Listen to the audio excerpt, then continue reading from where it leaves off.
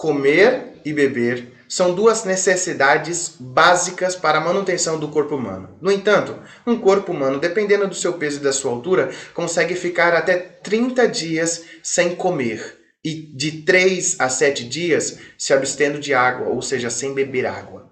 Passando disso pode levar a óbito. Quando você deixa de fazer essas duas coisas básicas, quando você deixa de comer ou quando você deixa de beber, o seu corpo reage. E essa resposta, quando se trata a comida, a gente chama de fome. A fome é o seu corpo dizendo que precisa de alimento.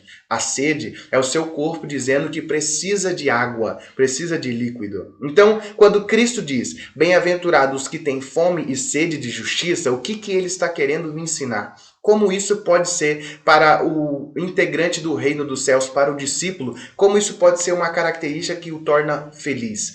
É sobre isso que eu quero convidar você para meditar no vídeo de hoje. Bem-aventurados os que têm fome e os que têm sede de justiça, porque eles serão fartos. Fica comigo aí.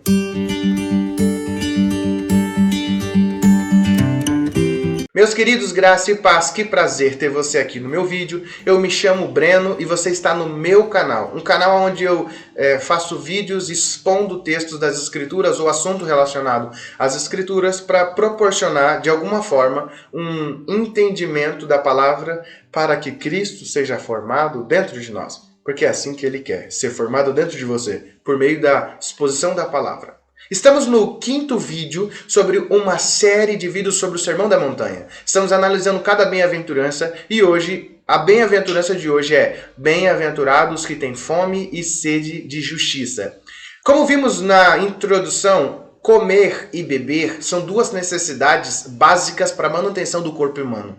Quando isso deixa de acontecer naturalmente, deixa de acontecer como deve, o corpo responde com a fome e com a sede.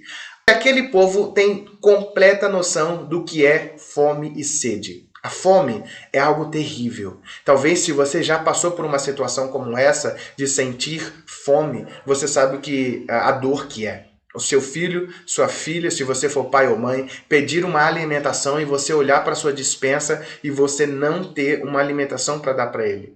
E não ter comida, ou então você colocar tudo que tem na mesa e mesmo depois de comer, o seu filho, sua filha, inocentemente pedir mais comida porque ainda continua com fome e você não ter alimentação.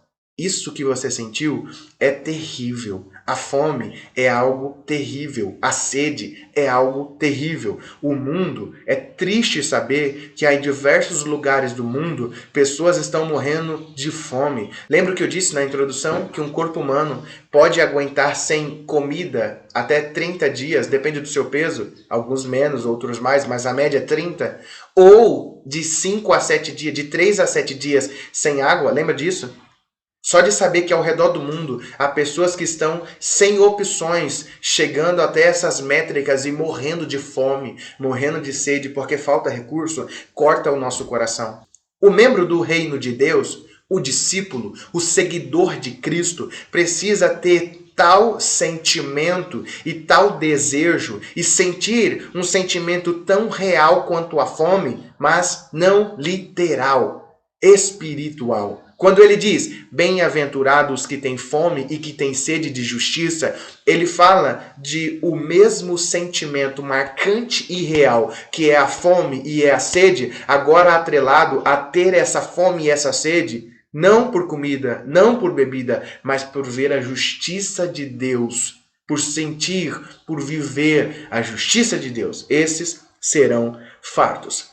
Nas Escrituras, você vai encontrar diversas noções e explicações para a justiça. O que nós precisamos se apegar aqui é que essa justiça tem relação à justiça de Deus. A justificação, a ação de Deus em tornar o homem justo diante dele mesmo. Então, bem-aventurado aqueles que têm fome e sede de justiça, de ser justificado. Isso é algo muito comum de se encontrar nos homens. No entanto, desde o Antigo Testamento, nós vamos ver que a humanidade busca atrás desse sentimento de justificação, de ser justo, de ser justificado. No entanto, na maioria das vezes peca porque busca a justificação com as próprias mãos.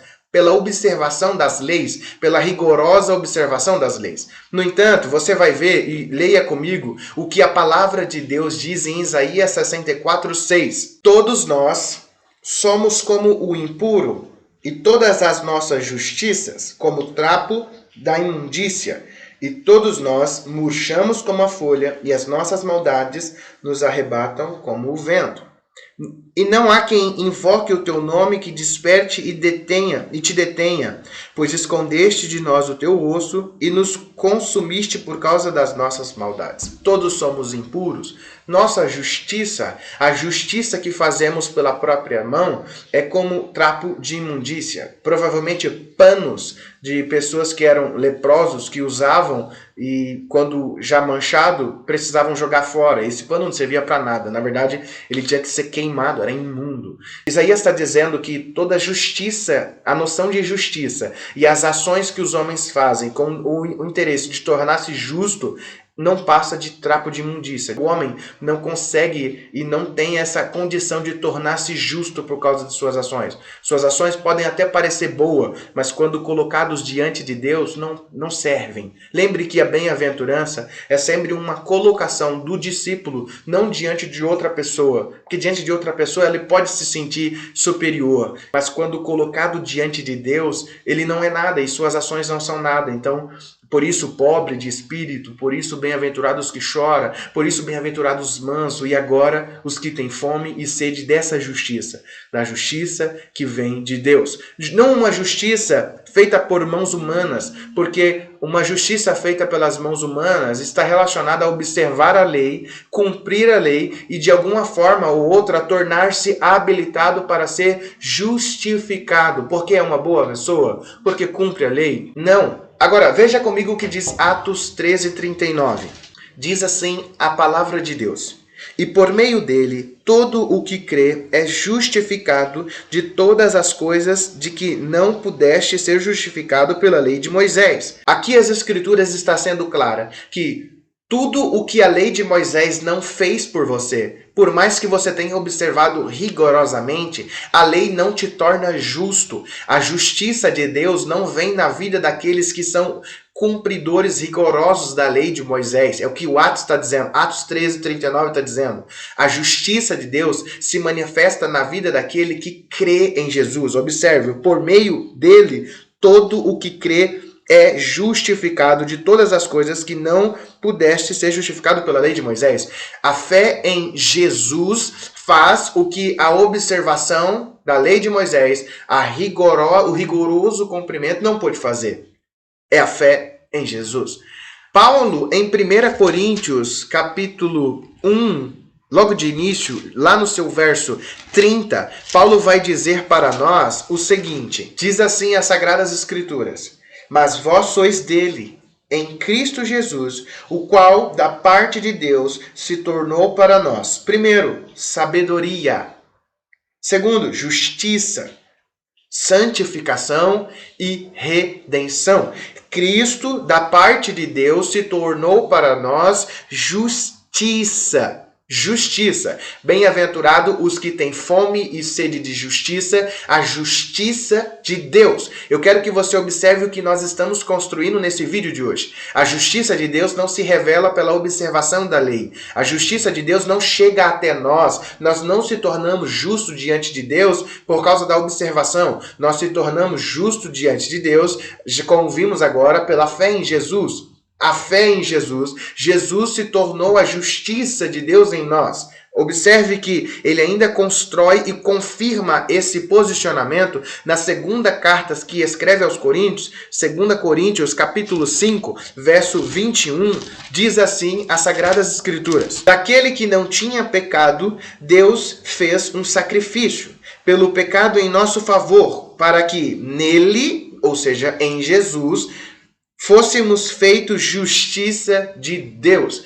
Fomos feitos justiça de Deus. Nos tornamos justos diante de Deus. Nosso pecado apagado, nosso histórico de pecado apagado, nossa vida renovada, uma folha que estava cheia e completa de escritos pecaminosos e ações que nós fizemos, foi apagado e uma folha em branco foi nos dada para construir a nossa história por causa de Cristo. É Cristo com seu sacrifício que apagou a nossa linha, de modo que nenhuma condenação há para os que estão debaixo da fé em Cristo Jesus. Para os que estão em Cristo Jesus, nenhuma condenação há. Por quê? Porque em Cristo nós fomos justificados. Sim, meus queridos, Cristo é a justiça de Deus, a qual nós devemos ter fome e sede.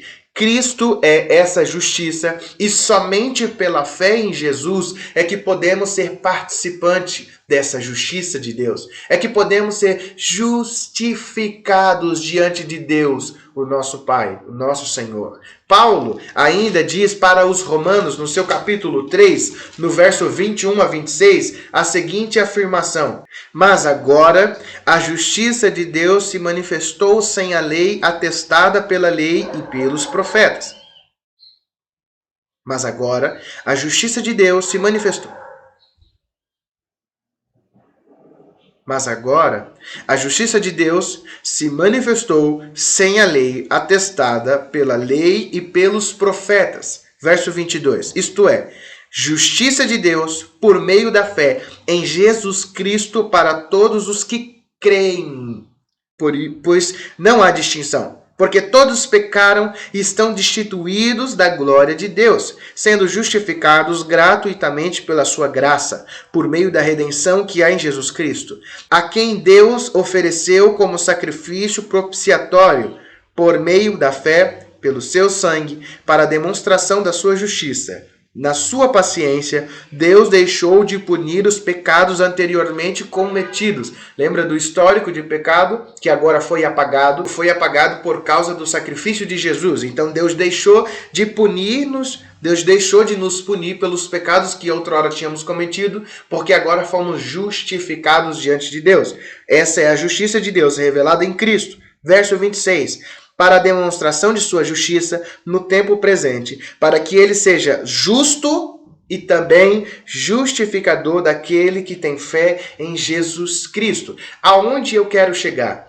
Resumindo e aplicando esse conceito, como eu posso ser um bem-aventurado e entender isso aqui? Quando as Escrituras, quando Jesus está dizendo, bem-aventurado os que têm fome e sede de justiça, eu posso entender agora com o auxílio das explicações de Paulo, que bem-aventurado, felizes, são todos aqueles que têm fome e sede de Jesus Cristo, porque Jesus é a justiça de Deus revelada a nós. Bem-aventurado todos aqueles que têm fome, todos aqueles que têm sede, todos aqueles que não negam a sua necessidade, todos aqueles que sabem e têm conhecimento da sua extrema necessidade básica para a sua vida de Jesus Cristo, a justiça de Deus revelada a nós. Todos aqueles que anseiam pela justiça de Deus, todos aqueles que anseiam por ser participantes dessa justificação por meio da fé, ter Cristo em suas vidas, todos aqueles que anseiam por se parecer com Jesus, por ter a Jesus, por buscar a Jesus,